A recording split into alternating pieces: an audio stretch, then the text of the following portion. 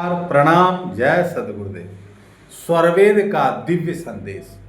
ये दिव्य दोहे जो हैं स्वरवेद के, एक एक अनमोल हीरे हैं। क्या कहते हैं प्रभु? मन के मंडल बैठ कर खोजे ब्रह्माणु, प्रकटे मन वही रूप में विविध कला में रूप। मन के मंडल में बैठकर ब्रह्म के स्वरूप को खोजते हैं। मन उसी अपने स्वरूप को विविध रूपों में प्राप्त करता है। अर्थात जो विषय मन के अंदर है वही उसका स्वरूप है। वही मानसिक ध्यान होने से मन के अंदर छिपा हुआ स्वरूप ध्येय रूप में आकर मन में प्रकट होता है। यह मन का मनन है, ब्रह्म का स्वरूप का चिंतन नहीं। मन प्रकटे वही रूप में। आप जिनके भक्त हैं, जो आपके इष्ट हैं, आराध्य हैं, लगेगा वही मेरे सामने हैं। बिल्कुल वो हमसे बात कर रहे हैं। हमें तो पूरी अपनी शक्ति, मैं ही शिव बन गया हूं। तो यही मन का छलावा है। क्या कहे आगे प्रभु? आपे आप स्वरूप का करो निरंतर ध्यान, शिवो हम मन मुख बनो, यह धोखा तब ज्ञान। आपे आप स्वरूप का, आपे आप अपने स्वरूप का निरंतर ध्यान करना और मन एवं वाणी से मैं शिव हूं ऐसी कल्पना करना, यह धोखा एवं भ्रमयुक्त ज्ञान है। अर्थात अपने मनमुखी शिव बनने का ज्ञान धोखा, भ्रम जाल है। इतना ही नहीं कहे, इसके बाद प्रभु कहे, बाहर बाहर खोजते अंतर की सुधि नाहि, बिन सदगुरु पावो नहीं, भटकी मरो जग माय। अंदर मूल स्थान को न जानकर बाहर बाहर ढूंढने से सत्य वस्तु की प्राप्ति नहीं हो सकती। जीव भ्रम में भटककर संसार के जन्म मरण दुख को प्राप्त करता है। सद्गुरु के बिना ब्रह्म विद्या का सत्य मार्ग प्राप्त नहीं होता। बिन सद्गुरु नहीं छूटे भ्रम मा। ये भ्रम में, ये संसार मिथ्या है। इस अल्प सुख को ही सब कुछ समझ लेना और संसार में ही भटकाने वाले बहुत सारे आपको मिल जाएंगे गुरु, जो संसार के ही सुख को वो सब कुछ समझ लेते हैं। संसार के ज्ञान हम क्या करते हैं? प्रभु श्री राम क्या कहते हैं कि गो गोचर जहां लगिमन जाई, सो सब माया जानो भाई। प्रकृति पार प्रभु सबूर वासी। प्रकृति से पार चेतना कैसे जाएगी? कौन ले जाने वाला है? कौन बतलाने वाला है? और हम कर क्या रहे हैं? नाम को जप रहे। नाम इंद्रियों से जपने का विषय है क्या? अरे जब तक कुछ नहीं मिला, something is better than nothing. जो कुछ नहीं करता उसके लिए बहुत कुछ है। बहुत अच्छी बात है। लेकिन इसी को अंतिम समझ लेना योग की, कि हम योग कर रहे हैं, हम ध्यान कर रहे हैं, तो यही मन स्वरूप शैतान कहते ना कि मन स्वरूप शैतान को बिन मारे नहीं शांत, भजन तजन कछु नहीं बने दुख में जीवना। अंत में मन अपना स्वरूप दिखाता है कि अरे मैं ही हूं जिस पर तुम भरोसा करते हो जीवन भर। मैं ही वो छलिया हूं, मैं ही काल हूं, मैं ही निरंजन हूं। और जीव का तब तो कुछ रह ही नहीं जाता, सांस ही समाप्त हो जाती है। तो इस मन रूपी शैतान को कौन कैच कराएगा? वही सदगुरु है। सदगुरु जो हैं, ये मन हठी है, जिद्दी है, कुतर्की है। आप जैसा सोचेंगे वैसा ही स्वरूप धर लेगा और वही आपको कहेगा आप बहुत अच्छी जगह चल रहे हो, बहुत अच्छे हो, उम्दा है, आपकी भक्ति बहुत अद्भुत है। और फिर अंत में अपना जाल जो है ये पर्दाफाश करता है अंत समय फिर कुछ कर नहीं पाते हैं, शक्ति है, प्राणों में बल नहीं रहता, ज्ञानेंद्रियां कर्मेंद्रियां सब कमजोर शिथिल पड़ जाती हैं। क्या भक्ति करेंगे, क्या भजन होगा।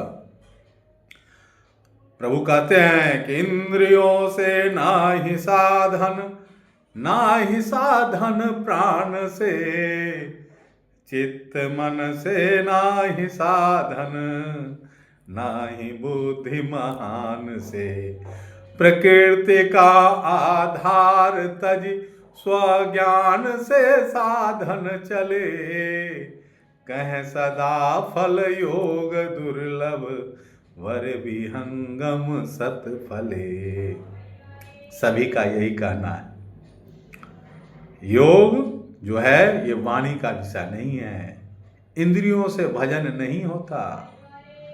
साहब ने क्या कहा कि माला तो कर में फिरे, जीव फिरे मुख माही, मनवा तो चहुँ दिसि फिरे, यह तो सुमीरन नाय। कबीर मन निर्मल भया, जैसे गंगा नीर, पाछे पाछे हरि फिरे, कहत कबीर कबीर। आपको कहीं भटकने भागने की जरूरत नहीं है। मन का जो ज्ञान है, मन है क्या, जागृत में कहाँ है, स्वप्न में कहाँ रहता है, सुषुप्ति अवस्था में कहाँ रहता है, जो मन की गति को कैच करा दे, सबसे बड़ा धनी कौन है? जिसने अपने मन को वश में कर लिया। योगी कौन है? जिन जीता मन पवन को, योगीता को जान। योगी वही है जो अपने प्राणों पर जिसका आधिपत्य है, जो अपनी ज्ञानेंद्रियां कर्मेंद्रियों को अपने अधीन रखता है, जो मनस्वी है, जो मन पर अपना शासन करता है, वही सबसे बड़ा धन्ना सेठ है और वही सबसे बड़ा सुखी है। तो माया के जाल में नहीं फंसना है बंधुओं। और इस जाल को आप समझें कि आप जाल में फंसे हैं तो छुड़ाने के लिए, छूटने के लिए प्रयास करेंगे। सद्गुरु इसलिए आते हैं। और जो साधन संपन्न है, जिसको पूर्व जन्मों के अनुसार मिला है अच्छा परिवार, उसको कमाने और घर मकान खरीदने के लिए मेहनत करने की जरूरत नहीं, पहले से ही प्रारब्धवश मिला है, वो उसी को और बढ़ाने में लगे हुए हैं। कितनी बढ़िया ज्ञानता है। अविद्या ही सारे क्लेशों की जननी है। मोह के कारण, अविद्या के कारण ही सब कुछ, ये भ्रम, ये भय जीव को पतन के रास्ते पर ले जाता है। हमारा संसार जो है टेम्पररी हाउस है, यहाँ रहने के लिए, सब दिन के लिए नहीं आए हैं। इसलिए मोह निशा से जागो प्यारे, मोह निशा से जागो, सदगुरु शरण में आजा प्यारे, सदगुरु शरण में आओ। जिनको तुम कहते हो अपना, कुछ भी काम न आएगा, जिस दौलत पे नाज है तुझको कुछ भी साथ न जाएगा। क्यों भूले हो मनोरंजन में, अब तो होश में आओ, मोह निशा से जागो प्यारे, मोह निशा से जागो। सदगुरु इसी मोह रूपी जो रात्रि हम आंख रखते हुए भी सो रहे हैं, मोह निशा में सो रहे हैं, उदासीन है, स्वयं को जानना नहीं चाहते। अंदर में जो माल खजाना है, जो अमृत परमानंद है, उसका अभी अनुभव ही नहीं हुआ है। ये सारे संसार के सुख आनंद क्या है? क्षणिक है, बूंद के समान है।